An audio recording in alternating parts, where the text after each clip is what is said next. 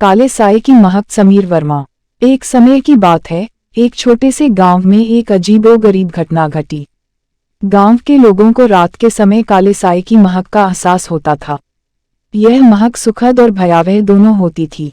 लोगों को इसके पीछे का राज जानने की उत्सुकता होती थी। गांव के बच्चे इस काले साए की महक की कहानियां सुना कर डरते थे। इसके बावजूद कई बच्चों का मन इस अनूठी घटना को समझने का होता था। गांव के बच्चों में से एक छोटी सी बच्ची थी, जिसका नाम सीता था। सीता को इस काले साए की महक का राज जानने की बहुत इच्छा होती थी। एक दिन सीता ने साहस इकट्ठा करके स्कूल से वापस आते समय गांव के उस हिस्से में घुस गई जहां काले साए की महक का सुना था।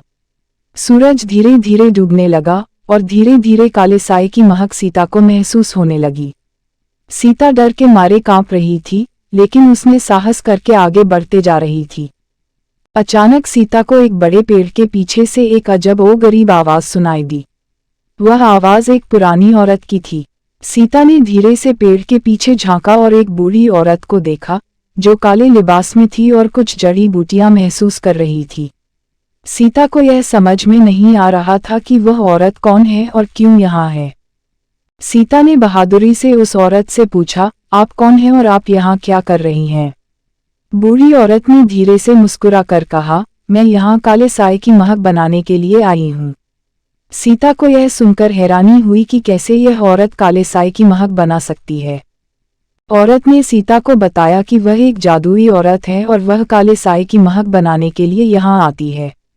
उसने कहा, यह महक बच्चों को डर सिखाने के लिए नहीं है, बल्कि इसका उद्देश्य उन्हें साहस और अपनी क्षमताओं पर विश्वास करना सिखाना है। सीता को अच्छा लगा सुनकर, उसने उस जादुई औरत से सीखने की इच्छा जताई। जादुई औरत ने सीता को जड़ी बूटियों और उनके उपयोग के बारे में सिखाया। सीता ध्यान से सब कुछ सीखती गई और वह जादुई औरत की शिष्या बन गई। दिनों के बीतने के साथ सीता ने न केवल काले साए की महक का राज समझा, बल्कि उसने अपने साहस और अपनी क्षमताओं पर विश्वास करना भी सीखा।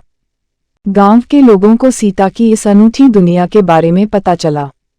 वे उसे समझाने की कोशिश करते थे कि काले साए की महक के साथ खेलना खतरनाक हो सकता है, लेकिन सीता ने अपनी सीख और समझ के आधार पर उन्हें यह बताया कि काले साए की महक का उद्देश्य अच्छा है।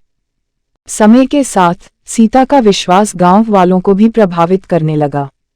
धीरे धीरे गांव के लोग भी काले साए की महक को समझने और स्वीकार करने लगे। वे समझ गए कि यह महक वास्तव में साहस और आत्मविश्वास की ओर ले जाने वाली थी। इस तरह सीता की कहानी गांव के बच्चों के लिए एक प्रेरणा बन गई। वे भी काले साए की महक को समझने और उसका सही अर्थ समझने की कोशिश करने लगे। अब गांव के बच्चे अपने साहस और अपनी क्षमताओं को पहचानने और विश्वास करने में सक्षम हो गए थे।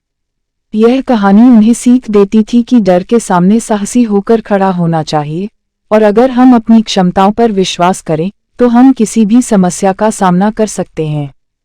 सीता की कहानी ने गांव के लोगों को एकजुट कर दिया। वे अब अधिक सहानुभूति से एक दूसरे की मदद करते थे और कठिनाइयों में एक दूसरे का साथ देते थे। काले साए की महक का राज समझकर सभी ने सीता की प्रशंसा की। वक्त के साथ सीता ने गांव के अन्य बच्चों को भी जादुई औरत की शिक्षा देना शुरू कर दिया।